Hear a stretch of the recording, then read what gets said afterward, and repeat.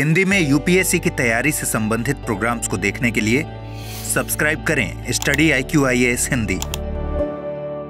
नमस्कार दोस्तों, आज हम लोग बातचीत करने वाले हैं भारत और कनाडा के बीच में हाल के समय में एक और तल्खी की स्थिति देखी गई है, मनमुटाव की स्थिति देखी गई है और यह स्थिति क्यों उभरी है इसके बारे में एक एक करके हम लोग समझेंगे। सामने आप पैनल पर दो महत्वपूर्ण खबरें देख रहे हैं, जहां एक खबर ये दर्शा रही है कि कनाडा के द्वारा आरोप लगाया गया है भारत पर कि भारत चीन के बाद कनाडा के लिए दूसरा सबसे बड़ा लोकतांत्रिक खतरा साबित हो रहा है। आखिर कनाडा ने ऐसी बातें क्यों कही, किस आधार पर कही, इसकी पड़ताल हम लोग करेंगे। इसके साथ ही दूसरी खबर और अधिक दिल दहलाने वाली है, वो ये है कि बीते दिनों कनाडा के वैंकूवर में श्रीमती इंदिरा गांधी जी की हत्या को लेकर के एक जश्न का माहौल देखा गया और इसी बात को लेकर भारत के द्वारा इस पर आपत्ति भी जताई गई है।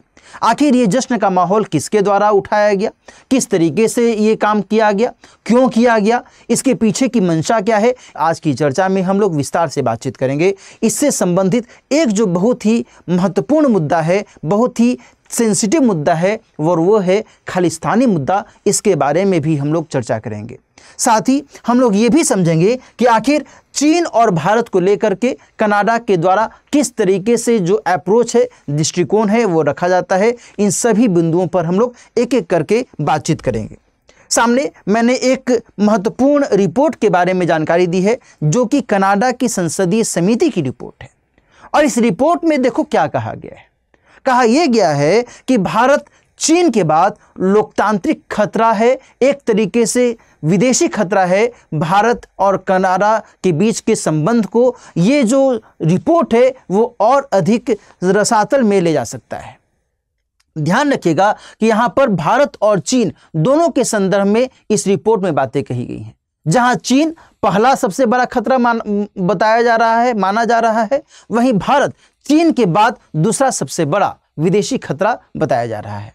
आखिर क्यों ये बातें कही गई हैं भारत के संदर्भ में? यहां पर पहली बात निकलकर सामने आती है कि कनाडा के राजनेताओं के अगेंस्ट में हाल के समय में भारत के द्वारा कुछ टिप्पणियां की गई, कुछ गतिविधियां देखी गई, इसके आधार पर ऐसी बातें की जा रही हैं। साथ ही दूसरी बात यह भी निकलकर सामने आ रही है कि कनाडा में जिस तरीके से कुछ एथनिक मीडिया के स्तर पर गतिविधियां चल रही हैं, यानी कि यहां पर संकेत है कि खालिस्तानी समर्थन जिस तरीके से कनाडा में देखा जाता है, कनाडा की सरकार के द्वारा देखा जाता है और उसके अगेंस्ट में भारत के द्वारा एक प्रतिक्रिया जताई जाती रही है लगातार, तो उसके संदर्भ में भी भारत को एक विदेशी खतरा के तौर पर देखा जा रहा है और ये भारत पर आरोप लगाया जा रहा है कि भारत कनाडा के अंदरूनी मामले में, घरेलू गतिविधियों में हस्तक्षेप कर रहा है और इसी कारण से ये सारी जो बातें हैं वो निकलकर सामने आ रही हैं। दोस्तों, यहाँ पर ध्यान रखने वाली बात यह है कि भारत और कनाडा के बीच के संबंध में बीते कुछ समय से लगातार जो डिटेरियोरेशन है उसके पीछे की कुछ वजहें हैं जिसको समझने की जरूरत है। दोस्तों, ध्यान रखिएगा कि 2023 में, यानी कि बीते साल में ही एक घटना घटी। कब? तो जून 2023 में। क्या घटना घटी? तो खालिस्तानी आतंकी की हत्या हुई। इसका नाम क्या था? इसका नाम था हरदीप सिंह निज्जर। इस आतंकी के बारे में अब मैं आपको बता दूं कि भारत के द्वारा वर्ष 2020 में ही इसे आतंकवादी घोषित कर दिया गया था। लेकिन होता यह है कि जब इसकी हत्या कर दी जाती है, देन उसके कुछ ही समय के बाद में कनाडा के प्रधानमंत्री जस्टिन ट्रूडो के द्वारा एक विवादित बयान जारी किया जाता है और उसमें यह कहा जाता है कि कनाडा में जिस तरीके से ये हत्या की गई और भारत सरकार के एजेंटों के बीच में एक साठगांठ देखी जा सकती है। यानी कहीं ना कहीं उनके द्वारा एक इनडायरेक्ट तौर पर आरोप लगाया जा रहा था भारत सरकार की ओर कि कहीं ना कहीं भारत सरकार ही इस हत्या के लिए जिम्मेदार है। लेकिन भारत के द्वारा इस विवादित बयान का बहुत ही बड़े स्तर पर खंडन किया गया है, व्यापक स्तर पर खंडन किया गया है और यह कहा गया है कि ऐसा भारत सरकार के स्तर पर कतई नहीं किया गया है। तो ये सारी जो बातें हैं ये निकलकर सामने आती हैं, जिससे ये प्रतीत होता है कि निश्चित तौर पर भारत और कनाडा के बीच के संबंधों में एक उलझन की स्थिति, एक तनाव की स्थिति हाल के समय में देखी गई है। और ऐसे में जब इस तरीके से कनाडा के द्वारा एक और आरोप लगाया जा रहा है कि भारत चीन के बाद दूसरा सबसे बड़ा विदेशी खतरा है, कहीं वहीं दूसरी तरफ वैंकूवर में इंदिरा गांधी जी की हत्या को लेकर जश्न का माहौल देखा जा रहा है, तो इससे आप क्या साबित कर सकते हैं? इससे तो यही साबित होता है ना भाई कि आप कभी भी किसी भी स्तर पर भारत के साथ संबंध में सुधार की गुंजाइश नहीं रखना चाहते हैं। और क्या ऐसा करना दोनों देशों के लिए अच्छा है, दोनों देशों के संबंधों को बेहतर करने के लिए अच्छा है? तो कतई अच्छा नहीं है, हाँ या ना? तो यहां पर इस बात को ध्यान में रखने की आवश्यकता है। दोस्तों, भारत के द्वारा लगातार आरोप लगाया जाता रहा है कि कनाडा ने किसके अगेंस्ट में, तो कनाडा ने खालिस्तानी समर्थन लगातार दिया है भारत के अगेंस्ट में, खालिस्तानी समर्थन, है ना? तो ये चीजें यहां पर समझने की जरूरत है। खालिस्तानी का मतलब क्या हुआ, इसके बारे में हम लोग अभी बातचीत करेंगे, विस्तार से समझेंगे कि आखिर खालिस्तानी मुद्दा किस तरीके से उभरा हुआ है और क्यों कनाडा में वहां पर जो सिख समुदाय के लोग लंबे समय से रह रहे हैं वो लगातार कनाडा के अंतर्गत रहते हुए भारतीय दूतावास के सामने कई बार विरोध प्रदर्शन करते रहे हैं। और वहां पर एक संगठन है इनफैक्ट जिसका नाम है SFJ यानी कि सिख फॉर जस्टिस, वो लगातार डिमांड करते रहे हैं खालिस्तान की डिमांड का मतलब क्या हुआ इसके बारे में भी मैं आगे आपको बताऊंगा। लेकिन ध्यान रखिएगा कि भारत के द्वारा लगातार इनके अगेंस्ट में कार्रवाइयां की जाती रही हैं, इनको एक तरीके से भारत के द्वारा प्रतिबंधित भी किया गया है। दोस्तों, ध्यान रखिएगा कि वही दूसरी तरफ जो कनाडा है, कनाडा के द्वारा ये आरोप लगाया जाता रहा है भारत पर कि भारत कनाडा के घरेलू मामलों में निरर्थक हस्तक्षेप कर रहा है और इस तरीके से दोनों देशों के बीच में आरोप और प्रत्यारोप की लगातार झड़ी लगी रहती है। मेरी बात आप समझ पा रहे होंगे कि आखिर ऐसे में दोनों देशों के बीच का जो संबंध है वह निश्चित तौर पर नकारात्मक तौर पर प्रभावित होगा और इसका जो प्रभाव है दोनों देशों के बीच के व्यापार पर, जनसंपर्क पर दिख सकता है और आने वाले भविष्य पर भी इसका जो नकारात्मक प्रभाव है वह दिख सकता है ना?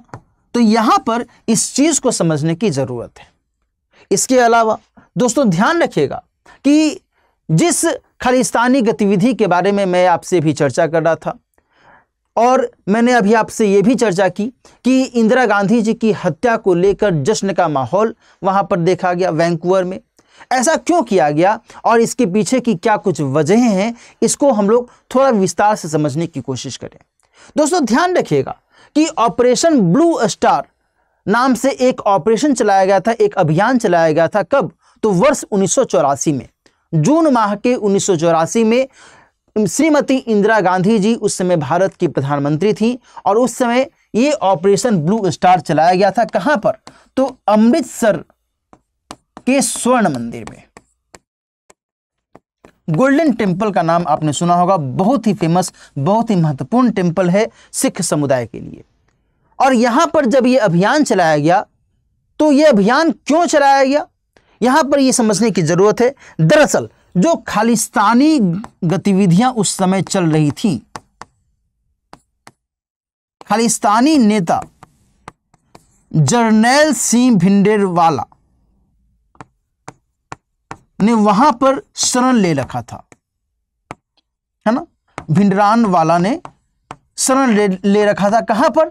तो इस अमृतसर के स्वर्ण मंदिर में। और इंदिरा गांधी जी कतई नहीं चाहती थी कि इस तरीके से जो एक अलगाववादी माहौल है वह पनपे और वो इसे अरेस्ट करना चाहती थी, किसी भी रूप में इसे गिरफ्तार करवाना चाहती थी। और होता यह है कि स्वर्ण मंदिर में भारतीय सेना दाखिल होती है और इसको मार देती है। इसी के कारण एक सिख आक्रोश की स्थिति उस दौरान देखी जाती है और उसके कुछ ही समय के बाद इंदिरा गांधी जी की हत्या हो जाती है 31 अक्टूबर 1984 को। और इस हत्या में दो जो सिख सिक्योरिटी गार्ड थे, जो इंदिरा गांधी जी के बॉडीगार्ड के तौर पर जाने जाते थे, सतवंत सिंह और बेअंत सिंह, इन दोनों की भूमिका देखी गई। और उसके बाद पूरे भारत में एक दंगे की स्थिति पनप गई थी, है ना? दोस्तों यहां पर ध्यान रखिएगा कि ये जो खालिस्तानी मुद्दा था, ये जो खालिस्तानी गतिविधियां चल रही थी, इसी को लगातार आगे भी प्रोवोक किया जाता रहा। कहां पर? तो कनाडा जैसे देशों में।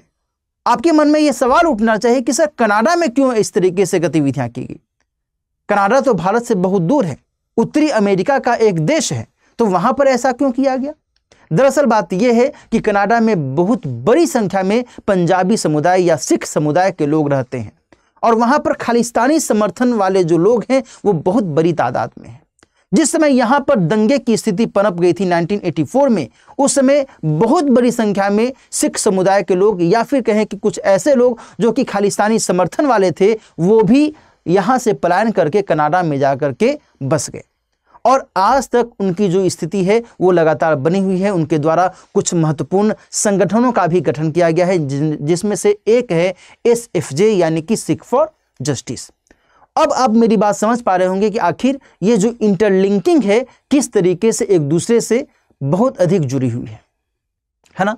तो यहां पर इसी चीज को ध्यान में रखिएगा। तो यही 40वीं बरसी को लेकर के विरोध प्रदर्शन किया गया। इंदिरा गांधी जी की हत्या का एक तरीके से जश्न मनाया गया और इसमें जो बातें दिखी वो बहुत ही अधिक दिल दहला देने वाली है। एक सामान्य भारतीय के लिए ये जरूर निश्चित तौर पर अस्थिर कर देने वाली बातें हैं, है ना। जो वीडियो सामने आया उसमें विरोध प्रदर्शन के अंतर्गत जानते हो क्या देखा गया? यह देखा गया कि श्रीमती इंदिरा गांधी को गोलियों से छलनी किया गया एक पुतला, गोलियों से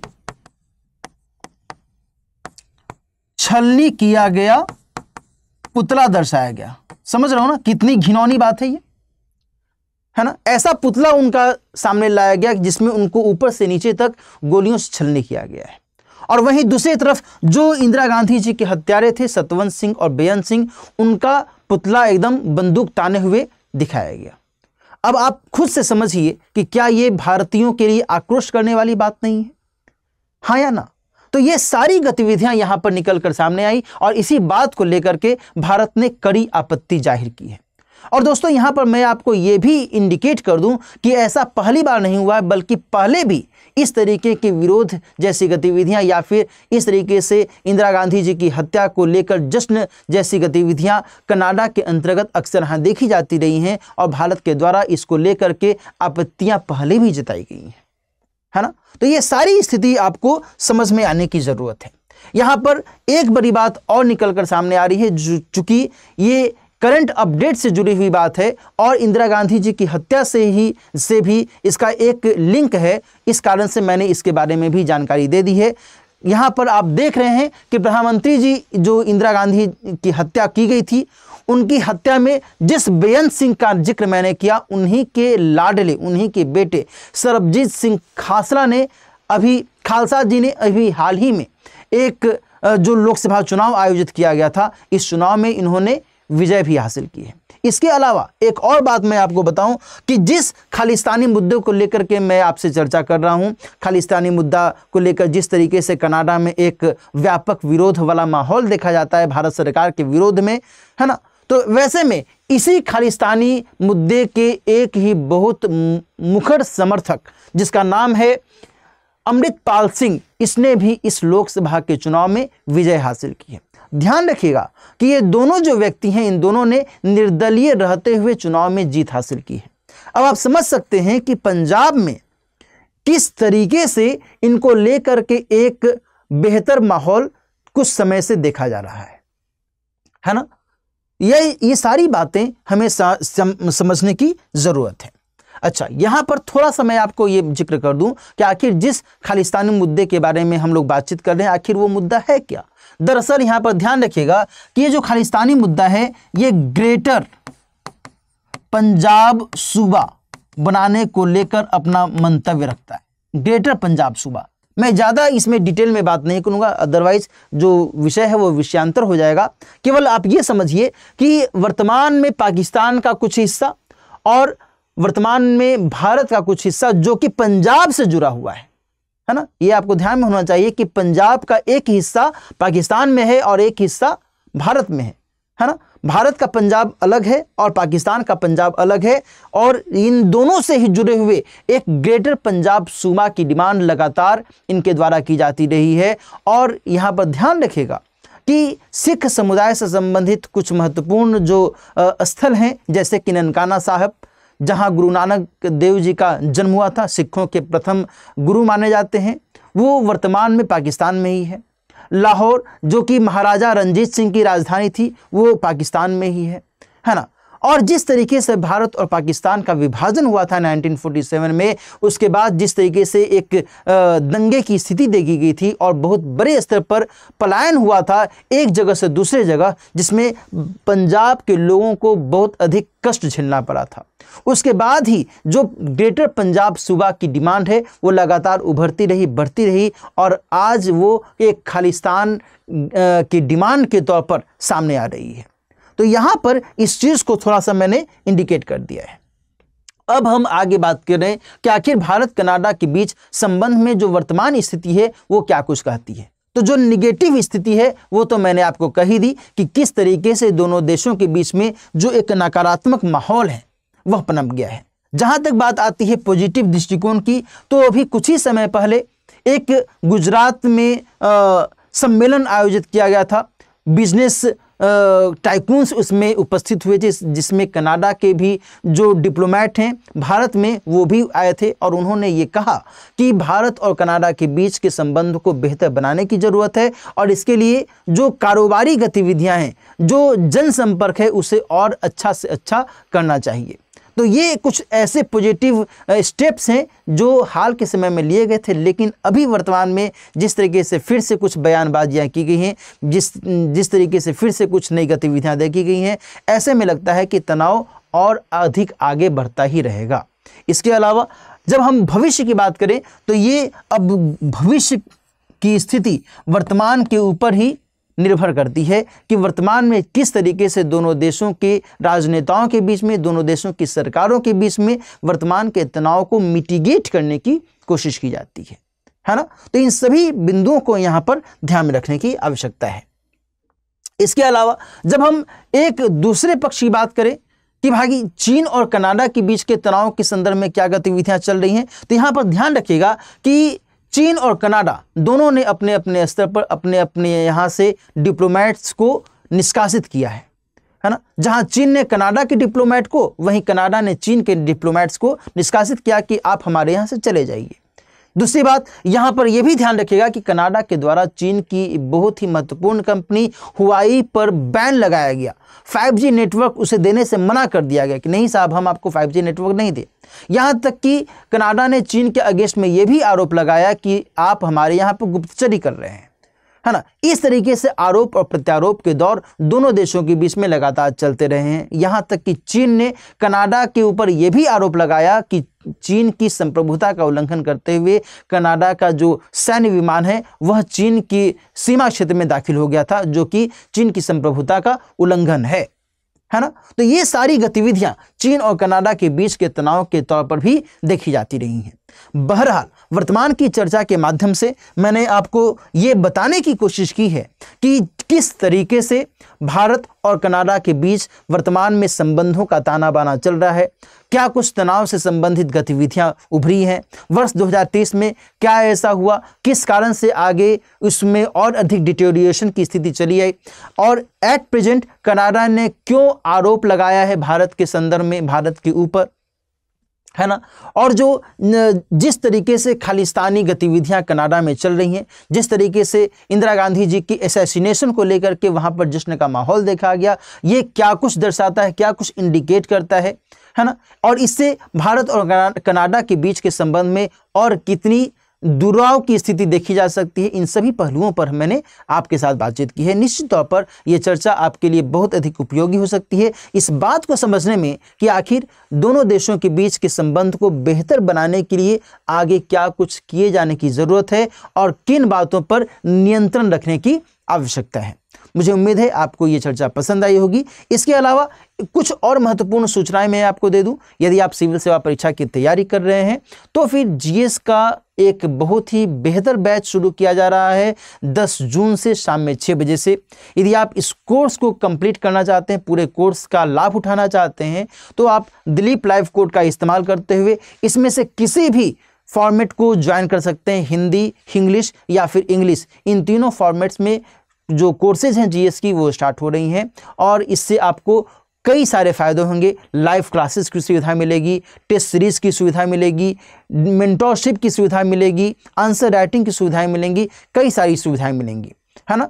तो इसके आधार पर आप अपनी जीएस की तैयारी और बेहतर से बेहतर कर सकते हैं। तो यदि आप 2025 या 26 के लिए सिविल सेवा परीक्षा की तैयारी के बारे में विचार कर रहे हैं तो निश्चित तौर पर ये बैचेस आपके लिए बहुत ही उपयोगी हो सकते हैं। एफोर्डेबल फी में आप इस कोर्स को ज्वाइन कर सकते हैं। दिलीप लाइव कोड का इस्तेमाल करते हुए मात्र 27,999 रुपये में ये कोर्स आपको मिल रहा है।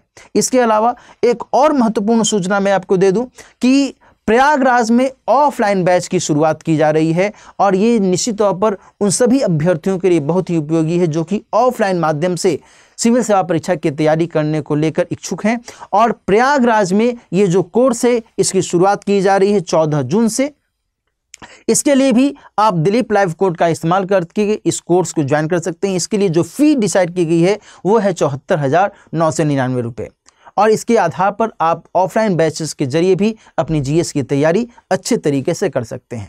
तो ये सारी सुविधाएं आपको श्री IQIAS टीम के माध्यम से मुहैया करवाई जा रही हैं। मुझे उम्मीद है कि आप इसका लाभ ज़रूर लेंगे। इसके अलावा यदि आप मुझसे जुड़ना चाहते हैं, मेल आईडी ये मेरा है, इसके आधार पर इसके जरिए आप मुझसे कोई सवाल पूछ सकते हैं, आपकी अपनी क्वेरी पूछ सकते हैं। और साथ ही यदि आप मुझसे जुड़ना चाहते हैं तो ये मेरा टेलीग्राम चैनल का आईडी है, आप इससे मुझसे टेलीग्राम चैनल से भी जुड़ सकते हैं। आज के लिए इतना ही, मिलते हैं फिर किसी और खबर के साथ। तब तक अपना ख्याल रखिए और यदि आपको ये न्यूज़, ये खबर आपको पसंद आई होगी तो निश्चित तौर पर आप इसे लाइक कीजिएगा और अपने दोस्तों के साथ भी शेयर कीजिएगा। All the best. हिंदी में यूपीएससी की तैयारी से संबंधित प्रोग्राम्स को देखने के लिए सब्सक्राइब करें स्टडी IQIAS हिंदी।